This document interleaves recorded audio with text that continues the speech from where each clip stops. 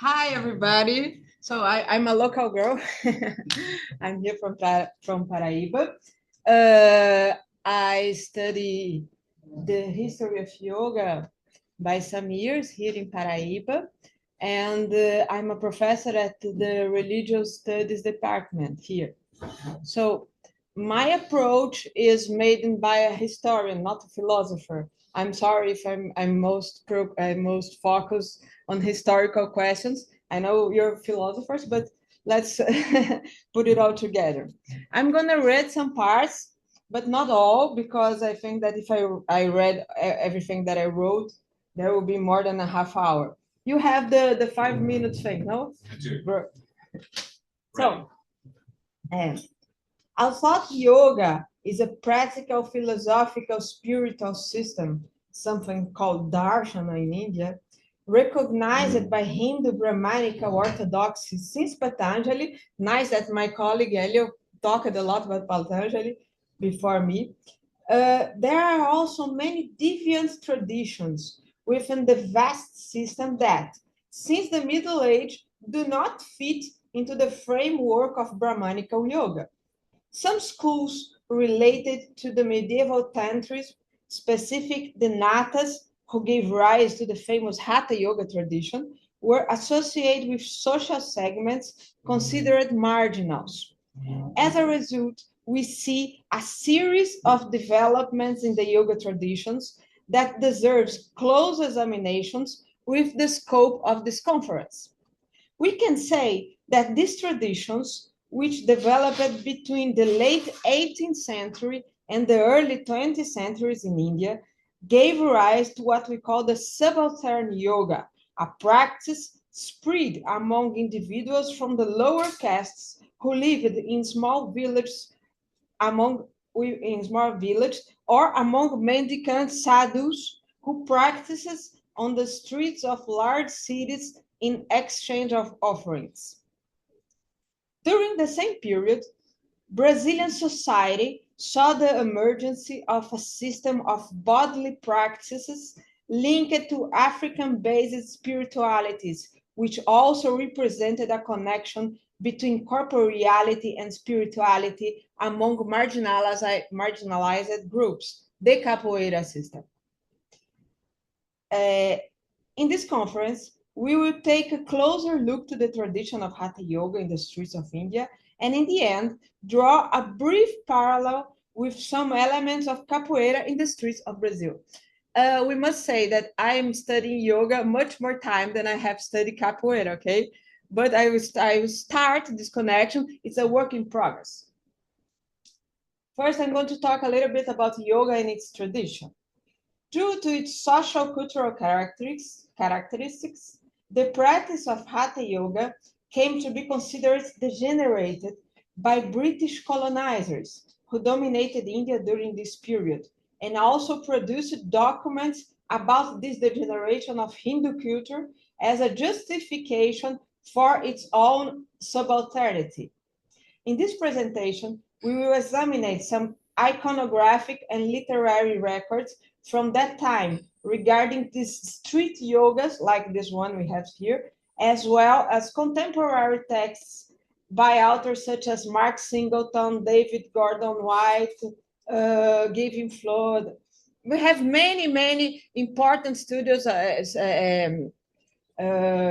researchers that have developed this question about the degeneration of Hinduism in the yoga, in the street yoga. Let's talk just a little bit about it. So, the history of yoga is a matter that I can't discuss here in half an hour, obviously. But we can say that it's a long process that dates back for the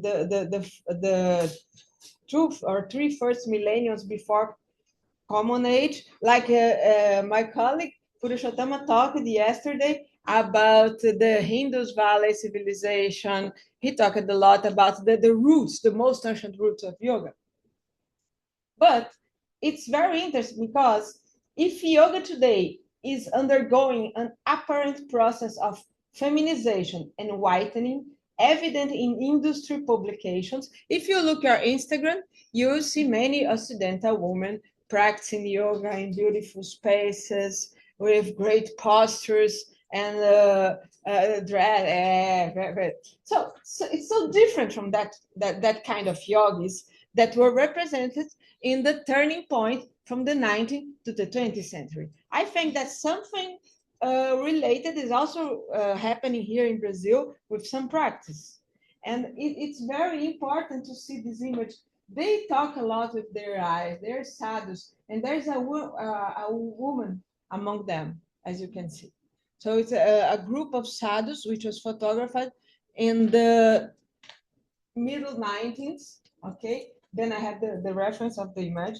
But how did we come from that kind of yoga to the yoga we have today?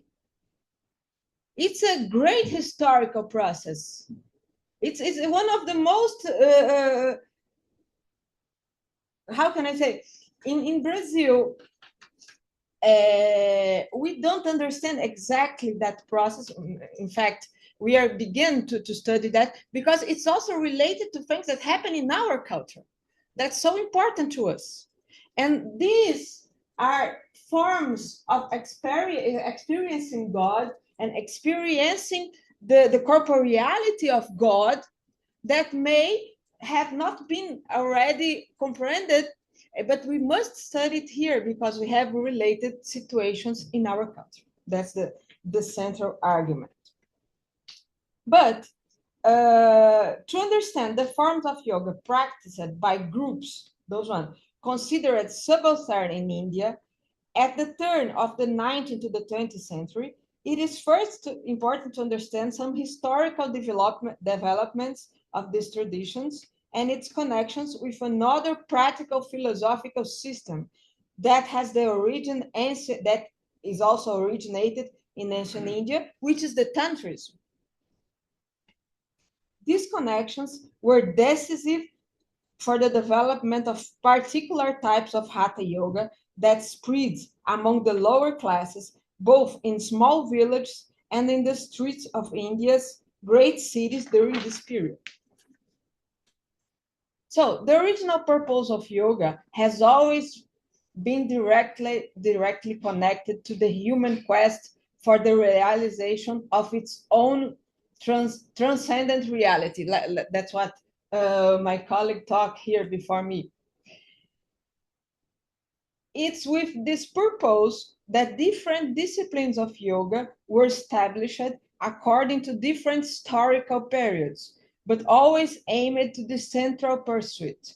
The history of yoga, recognized as a discipline of transcendence, unfolds for the period of the Upanishad and reached its peak in the period known as classical yoga, like Patanjali and everything we saw here before.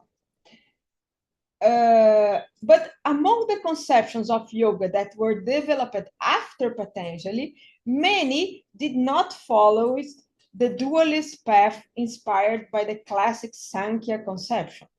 For Patanjali, there was a distinction between spirit, Purusha, and nature, Prakriti. However, late traditions, which represent diverse perspectives within the yoga tradition, did not predominantly adopt these dualistic conceptions. The new vision of yoga, called by the researchers as post-classical by Western scholars, we can observe different texts written in various historical periods, and in these schools, there's a highly diverse vision of yoga, especially in Shaiva sects, which are not dual visions. Let's say they saw not anymore a duality between Purusha and Prakriti, but they saw like a Tantra, they saw connection. So the word Tantra also speaks about that. However, perhaps the most important school of post-classical yoga, spanning from the 7th to the 17th century of Common Age, is Hatha Yoga. This lineage, linked to the Tantric traditions, introduced the notion of the cultivation of the adamantine body and presented a series of practices to achieve this goal, introducing a set of postures that so fascinated modern practitioners. So, in the schools of Hatha Yoga, we begin to see not anymore the one main posture, which is Padmasana, or you sit in lotus, but you can see many bodily practices. And this one is very important to us because in Capoeira we see something like that. You have aerial postures. This is Kundalini. Those images are made in the miniature paintings, and they came from the 19th centuries and are some of the first representations in cards of Hatha Yoga postures, and they are related to the Shiva Sutras, Gorakshataka, and the texts now have images. And those images are very important because in the pose, you see now not only a kind of yoga that represents someone who's seated in lotus posture, very focused, but also many kinds of corporal approaches, and the body was included in this process, very included, and the body becomes very included, very important in this process of realization of the self. You don't realize yourself anymore just by sitting and meditating. Now you must include your body. That's the Hatha Yoga approach. And that's what fascinated so much the Occidental person now until our days. But we have an important point here, which is, I'm not going to talk about some mythical ways in Abhinavagupta and some tantrical theorics here, because what I want to say is that within the lineage of medieval Hindu tantras and after the medieval Hindu tantras, there was the famous Natsida school, which institutionalized itself through sectarian orders. Many of these orders or sects grew and developed outside more orthodox Shaiva circles of the Hindu elite. Precisely for this reason, in response to the desire of their more populated devotees, the Natsidas continued to offer a concrete and relative accessible path to empowerment in the world. And this path of empowerment relied precisely not only precisely on the only tool available to many men and women from the lower stratas of Hindu society, the body. So that's why the body gained so much importance in this period, because the body was the only tool to realize, and the only tool to many times, let's say, the body was an incredibly important key, not only for self-realization, but also to get not sick, by example. The Hatha Yoga tradition is all based on the health. So if you have a stomach ache, you do this posture. And the ancient texts also talk about this. It is a path that at the same time is good for health and force in general to get strong and to survive, but it's also a system for realization, for self-realization. It's two in one system, like many traditions for popular religions. The popular religions, they are like that. They're multi. So you have all things about consciousness, but you also have very quotidian things involved. And then this is a system for getting strong. So Hatha means force also. Thus, the success of this tantric lineage among the lower classes was primarily due to the relatively accessible path founded on the body as the central tool for its own transcendental alchemy. And at the heart of these bodily practices lies the tradition of Hatha Yoga. So when British colonizers arrived in India, they already they saw this already developed system of Hatha Yoga. And then we have, first of all, a romantic view about what was yoga and Hatha Yoga. The romanticized yoga and the yoga of the miserable. During the period between the second half of the 19th century and the early 20th century, which marks the peak of British domination in India, the process of yoga reaching the West also began. So in the end of the 19th century, that's when the yoga reached the West. This occurred through the translation of classical texts from Sanskrit to other languages by Max Miller and his friends, the dissemination of images, drawings, and photographs of yoga, and the migration of yogis themselves who have been educated in English schools and universities, mastering the language of the colonizers, and moved to Europe and the United States. Thus, yoga entered the Western world and turned on the 20th century as a living and experiential tradition. In this section, we will analyze some of the most important visual records that shaped the first Western perception of this tradition. However, before examining these records, it is essential to reflect on the Orientalist paradigm that shaped the Western gaze of the time regarding all traditions and characters that was known as the Orient. So I'm not going to talk about Edward Said. Everybody here read Edward Said, right? Okay, let's skip that.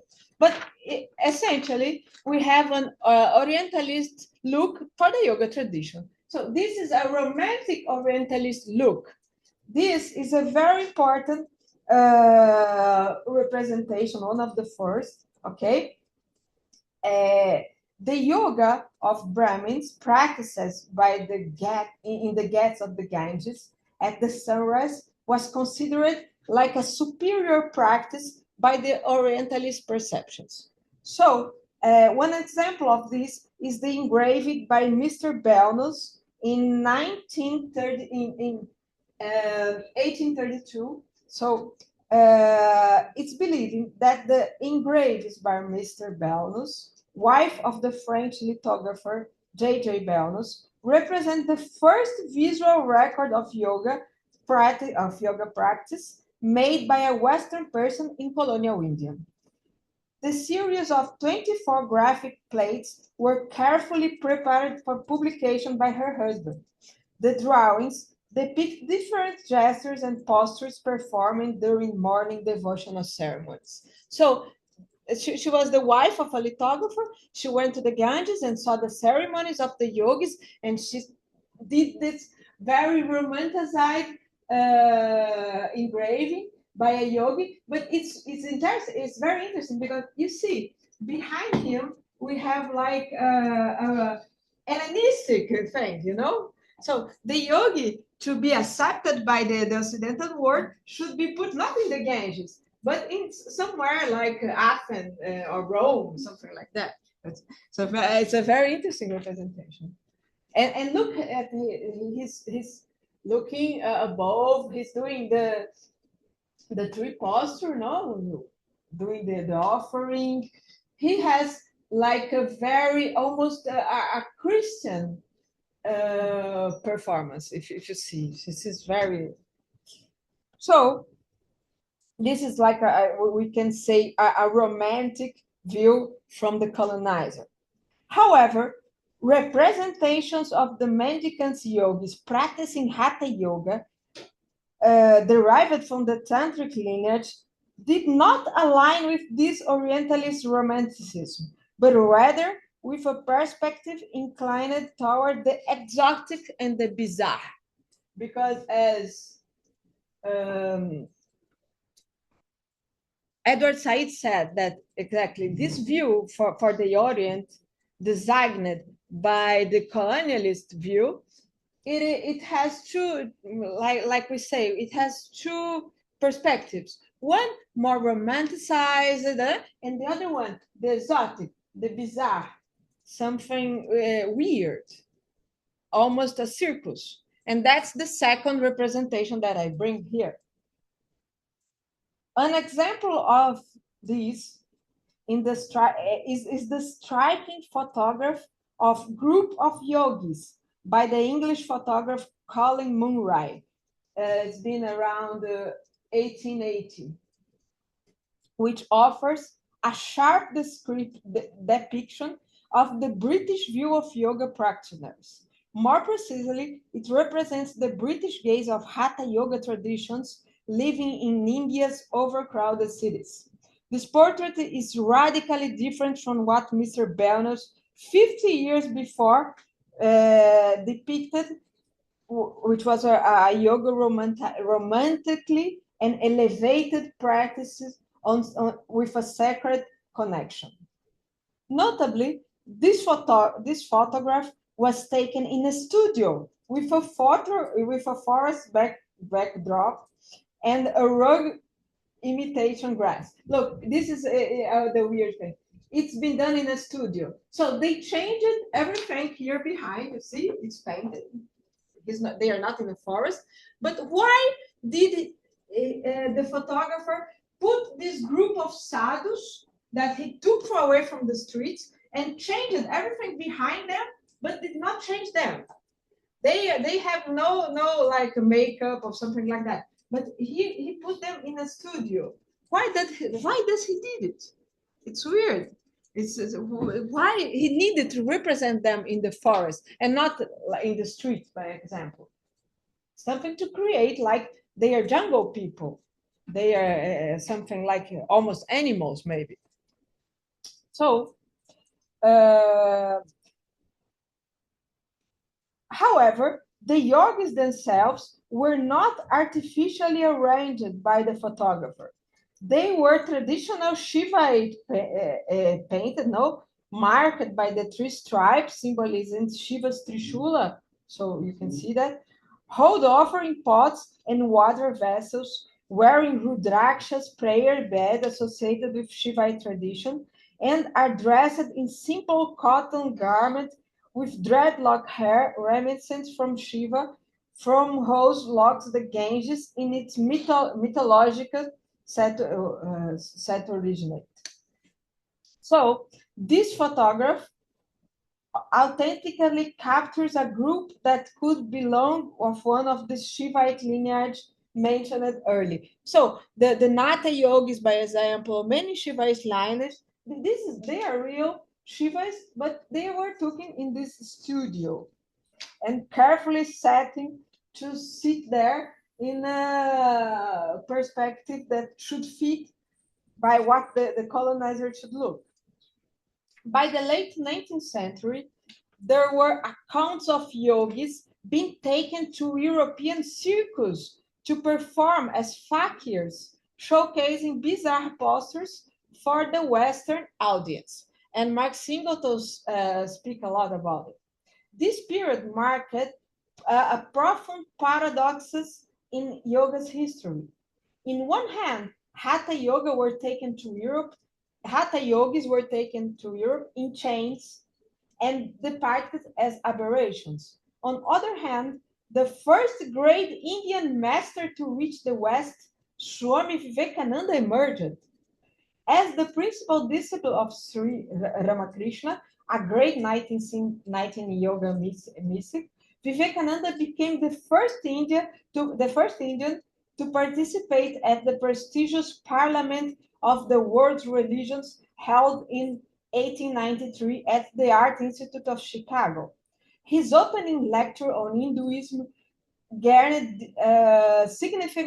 significant recognition and success, distancing him from any association with aberrant practice. So when Vivekananda went to the West at the religious conference, he was trying to be a part of this kind of yoga, of Natha yogis, of Hatha yogis, because he understood, he was so intelligent, that he should emphasize the yoga from the Gita, from the Vedas, the great texts, and the texts of Hatha yoga at this point weren't translated to English because the colonizer didn't have any interest in. The translation of the Hatha yoga texts was done by the first time by Indians. The Indians did the translations, not the Occidental. And that's great. because it's better. Even the translation since the 19th century of the Hatha Yoga texts like Hatha Yoga Pradipika, Geranda Sanhita, are translated only by Indian studies. So that's a big difference.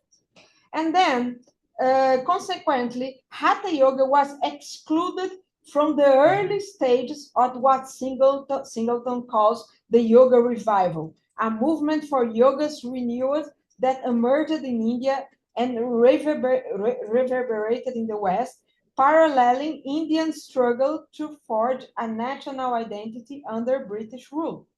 Through this process, yoga spread across to America in the first half of the 20th century, even reaching Brazil, where other corporal spiritual traditions already existed in society, as we explore next. And then we will have the history of yoga in Brazil. I have some texts about it, even in English, if you want to say, but that's not our point here. But when a yoga arrives in Brazil, the yoga that arrives is the Vivekananda point of view. Okay, then we have the Hatha Yoga tradition in the 50s of the 20th century. Now let's go to our last point, which is the capoeira. When Eastern bodily practitioners arrived in Brazil, particularly in the 20th century, the country already had a social framework encompassed in body spiritual practices and bodily empowerment. There was a spirituality of the bodily tradition in Brazil, represented by indigenous dances, trance ritual in Afro-Brazilian religious space, and capoeira. The unique characteristics of capoeira as a dance, a fight, and a practice of body connection make it a deeply relevant element for this discussion. Even though most Brazilians in the 20th century were not capoeira practitioners, capoeira became an essential symbol of bodily empowerment. And then we have some Brazilian historians that talks about capoeira. This one is considered one of the first historians that talk about Brazilian national identity. He's very controversial, okay? We can't sign everything he says, but he's important. And if you go to Recife, you will see that the airport is called Gilberto Freire International Airport, because he's one of the most important authors in Brazilian history. And then he says a thing about capoeira, which we can say it's a little bit like, but okay. He says that in this very important book, written in 1936, which is Sobrados em Mucambos. It talks about the decades of the patriarchate, okay, in Brazil. The strength of capoeira fighters was the razor of the pointed knife.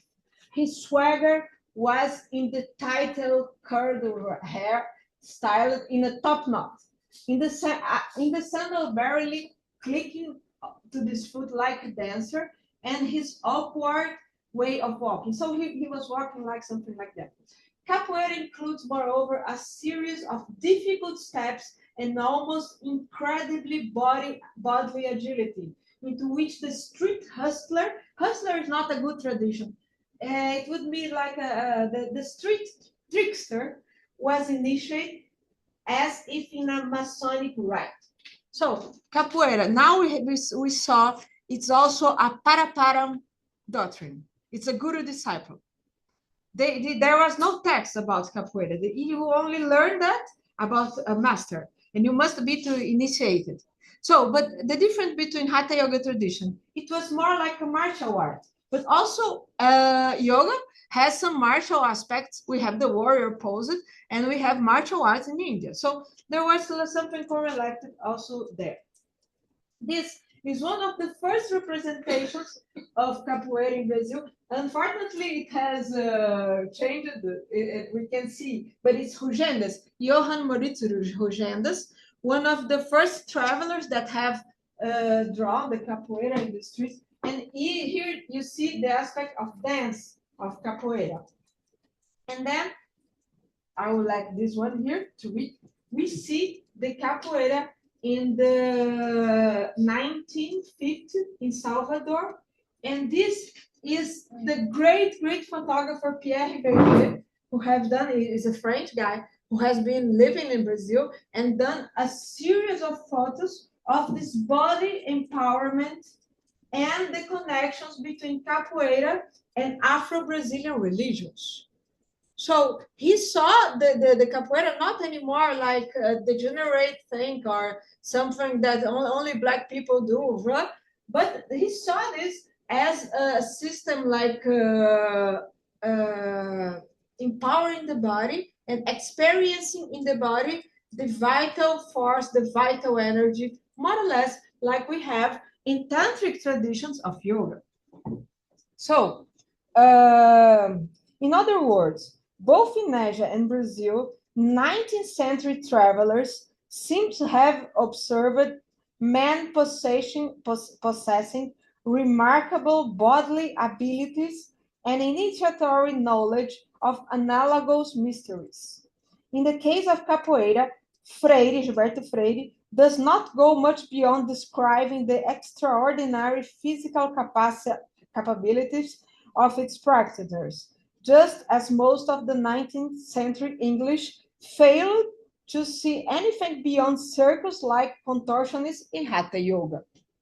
However, recognized capoeira practitioners from the past centuries have referred to it as a bodily practice with a broader meaning, going far beyond merely physical or anatomical aspects.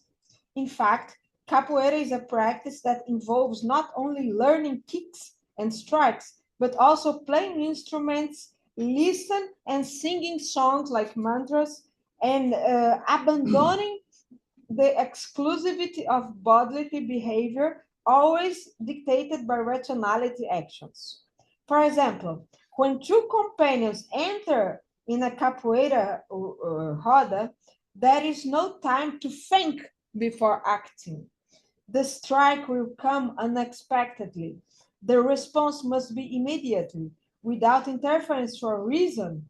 And this flow, an attack and invasion, will continue rapidly and unpredictably for a good while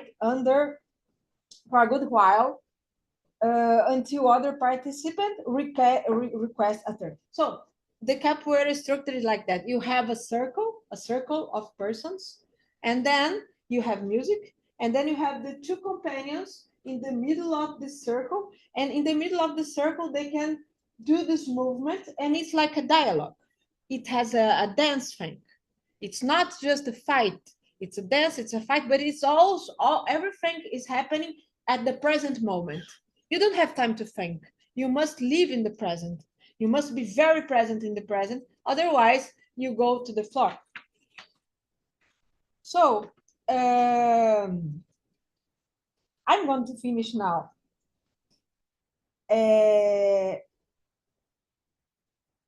This corporeality can be observed, for example, of the capoeira, also in religious Brazilian festivals, such as Lapinha, Festa de Reis, many festivals that we have with dance and the presence and incorporation of the Holy Spirit, for example. We can say that both yoga and capoeira are configured as spiritualities of the body, as both can be transmitted through their gestures, postures, and even by the silences.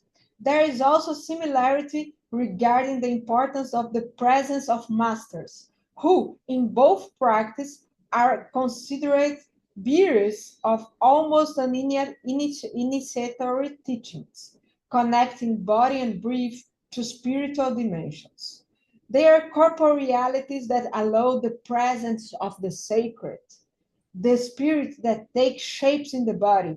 Just like the tantric kundalini of yoga, capoeira awakens the vital force that does not belong to the practitioner, but to the universe itself, to the orishas and to the sacred. And that's it.